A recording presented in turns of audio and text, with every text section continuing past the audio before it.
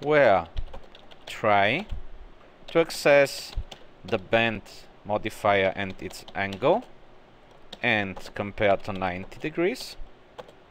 If that fails, catch the error and return false. If it returns true, collect the object and then select the resulting array. As you can see, all the objects with a bend modifier with an angle greater than 90 degrees were selected. Note that the name of the bend modifier appears as a property of the object, and the try and catch statements make sure that objects that do not have a bend modifier at all do not cause an error. Some of the bend modifiers have a negative value less than minus 90 degrees. In order to select objects whose bend modifier is either greater than 90 or less than minus 90 degrees, we can simply take the absolute value of the angle. We use the abs function to remove the sign and then compare the result to 90. As you can see, both bend modifiers with a positive and with a negative bend angle have been selected. An often asked question is, how do I find which objects are using a certain modifier class? A possible solution for this is to use two for loops. One to iterate through the scene objects, the other to visit all modifiers on the stack of each object and make sure that there is a modifier of the desired class on the stack.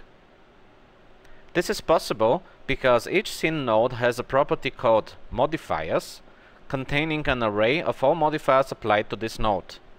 For example, box01 modifiers shows an array containing a mesh select and a bend modifier.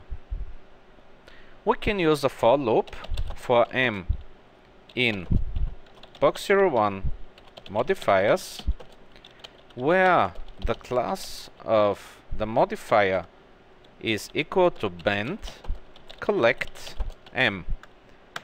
This returns an array containing only the bend modifiers.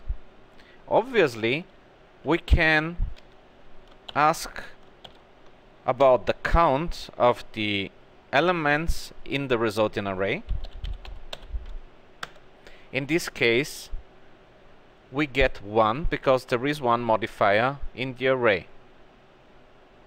We can compare the count to 0. In this case, we are getting true when there are bend modifiers on the stack and false when the resulting array is empty. Now we can use this code in another for loop, which is going to go through all the objects in the scene for O in geometry, where for m in O modifiers, where class of m is equal to bend collect m, and the count of the resulting array is greater than 0. In this case, we are going to collect the object, meaning that the resulting array is going to contain only objects that have a bend modifier. Let's try and select all the objects with a bend modifier. As you can see, the only object that doesn't have a bend modifier has not been selected.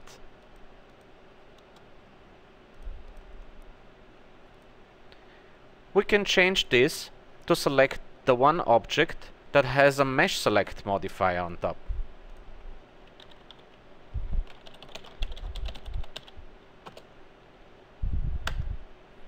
As you can see, from all the objects in the scene, only the object that had a mesh select modifier on the stack has been selected.